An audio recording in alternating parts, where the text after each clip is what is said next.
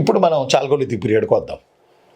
మానవుడి మస్తిష్కం అభివృద్ధి చెందిందని చెప్పడానికి నవీన రాతియుగం తర్వాత చాల్కోలిథిక్ పీరియడ్, తెలుగులో కూడా దీన్ని ఇది అంటారు అని మనం చెప్పలేం, రాగి యుగం అని అనొచ్చు, కాపర్ ఏజ్ అని అనొచ్చు. మెటల్ మొట్టమొదటిగా వాడకంలోకి వచ్చిన కాలం. మెటల్, ఏ మెటల్? కాపర్. కాపర్ వాడకంలోకి వచ్చిన కాలాన్ని చాల్కోలిథిక్ పీరియడ్ అంటారు.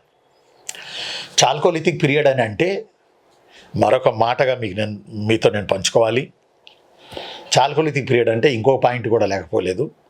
ఆ పాయింట్ ఏంటంటే రాతిని, స్టోన్ని తగ్గించి రాగిని ఆర్ తగరం ఆర్ కంచు ఇది ఎక్కువగా ఉపయోగించిన కాలం.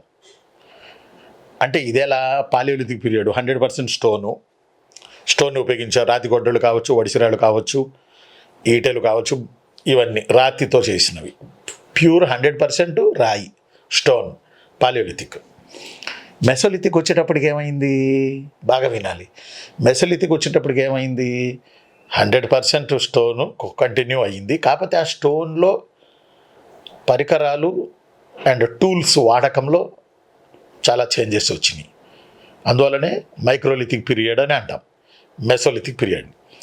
నియోలిథిక్ వచ్చేటప్పటికి స్టోన్ని నివాసాల కొరకు, నివాసం ఉండడం కొరకు, రాతి కత్తులు పంట కోయడం కొరకు, ఇలా రాతిని ఇంకా పనిముట్లు ఆయుధం ప్రాధాన్యం తగ్గి, రాతి ఆయుధం ప్రాధాన్యం తగ్గి పనిముట్ల పరిస్థితికి వెళ్ళిపోయింది. చాల్కోలిథిక్ వచ్చేటప్పటికి లోహం రాబట్టి 80% స్టోన్ ఉన్నప్పటికీ 20% మెటల్ వచ్చింది. 80 + 20 = 100. It's called as a chalcolithic period. 80% stone ఉంది చాల్కోలిథిక్ పీరియడ్లో కూడా, కానీ కాపర్ వచ్చింది. కాబట్టి చాల్కోలిథిక్ పీరియడ్ అంటే 80% రాయి, 20% మెటల్. ఇప్పుడు స్టోన్ ఉందనుకోండి, అది ఫస్ట్ బండరాళ్ళని ఉపయోగించాడు. అలాగని పాలియోలిథిక్ పీరియడ్ని మెగాలిత్ అనరు, పాలియోలిథిక్ పీరియడ్ అనే అంటారు.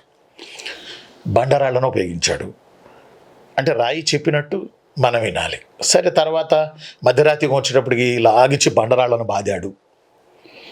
నర్మదా లోయ, కృష్ణాలోయ, గోదావరి లోయ, ఇండియాలో జమ్మూ కాశ్మీర్ వరకు ఈ బెల్ట్ అంతా, జమ్మూ కాశ్మీర్ కింద వరకు ఈ బెల్ట్ అంతా, పల్లవరం తమిళనాడులో, అంటే సగిలేరు లోయ, ఇలా చాలా చోట్ల, జ్వాలాపురం, ఇట్లా చాలా చోట్ల